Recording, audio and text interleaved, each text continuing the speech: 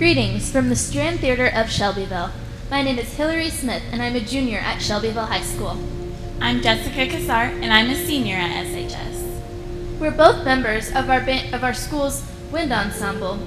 We were honored to be part of a crew who videotaped interviews of several community members who served in our nation's armed forces and now call Shelby County their home. This project is part of a grant that our school's band department received from the Indiana Arts Commission.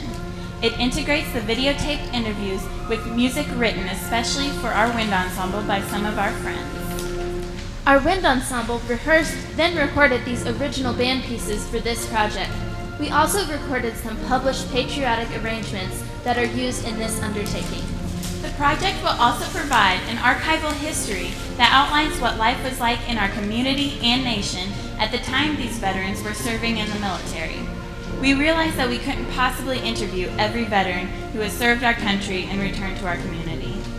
We do, however, want to honor everyone who has dedicated a part of their life for service to our country. We hope this project serves as a reminder for us all to stop and think of people who are serving or who have served our country. This undertaking is our way of showing how grateful we are to all who have served, regardless of the time they spent in the military, their branch of service, or the duty they performed. We chose ordinary people for this project, people whom you might see every day on the street, in the store, or even here at the Strand Theater. The important part of this endeavor is that we honor those who have served. Prior to this project, we went about our lives knowing that silent heroes live among us, but rarely does anyone acknowledge their service. Now, we are honored to introduce to you a small sample of some of our community's veterans. We hope you'll take some time to pay respect to some of these silent heroes. It's never too late to say thank you and to learn more about those who helped to make our community a special place to live. One of the special people we interviewed was Gordon Hood. Here are some highlights from this interview. Welcome to the Strand Theater of Shelbyville, Mr. Hood. Thank you. Thank you. You were selected to be a part of this project because of your service in the armed forces and your role as a member of our community who may not receive a lot of notoriety or recognition for your service. A big part of this project is to learn about our past so we understand more about ourselves. It also helps us understand what makes our community special. Can you start off with telling us a little about yourself? Well, my name is Gordon Hood, and I'm fourth and youngest of five other brothers and sisters, and I'm not married, and I got a couple of children. One 24, one 15, and one 13 lives here in Shelbyville. What are some of your hobbies and interests? Some of my hobbies and interests is one of them is being part of the Shelbyville Community Band. I'm learning how to play percussion in that area. I've learned a lot, and I've really had fun doing that. And I do a lot of playing softball, and I like playing horseshoes too. Okay. What kind of clubs and organizations are you a part of? The Shelby Arts Council. I'm part of the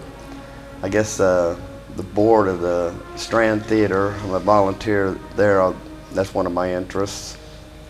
And I'm on the board of trustees of the Dry Dock Club. Okay. Have you lived in Shelbyville or Shelby County your whole life? No, I'm not from Shelbyville. Okay. Well, where are you from? I'm from Fairmount, Indiana. Okay. And where did you go to elementary through high school at? Went Fairmount Elementary, junior high, and high school at Fairmount. Okay. What brought you to Shelby County? Well, my military experience brought me to Shelbyville. Okay. What are your most special memories of this community since you've lived here? Doing a lot of community service work here. Doing a lot of flying for a lot of people here in Shelbyville. Okay. What would you say it is about this community that makes you most proud to be from here? Well, my kids are from here now, are all from Shelbyville, And as long as I've lived here, I've become accustomed to Shelbyville, and I call it my home now. And it's a growing city, and there's a lot of nice people in this place. What was life like in the community when you entered the service? Well, I didn't spend much time in town because I was a farm boy. We was pretty busy out there, so we didn't really worry about what went on in town, just as long as they didn't try to come out and tell us how to do our job. Okay. Can you remember like what some of the hot topics or the must-have car or item was? Well, no, I kind of got on that part. I had a Roadrunner myself. I was trying to get a Super Bee at that time, and they didn't have cell phones or anything like that. Computers, I mean, you had to have a whole room to put one in at that time, so there were just a lot of luxuries that we didn't have.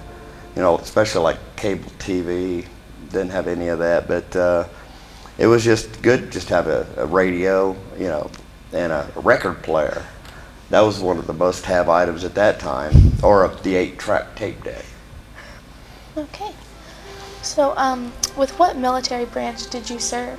I served the Army and the Army National Guard. Okay. Can you describe how your life changed when you got to boot camp or training? Oh, well, I kind of didn't know what I was getting into. There was a couple of people kind of told me, you're going to have to just do what they say, get a good haircut before you go in. Of course, I had pretty well long hair at that time, and I had hair.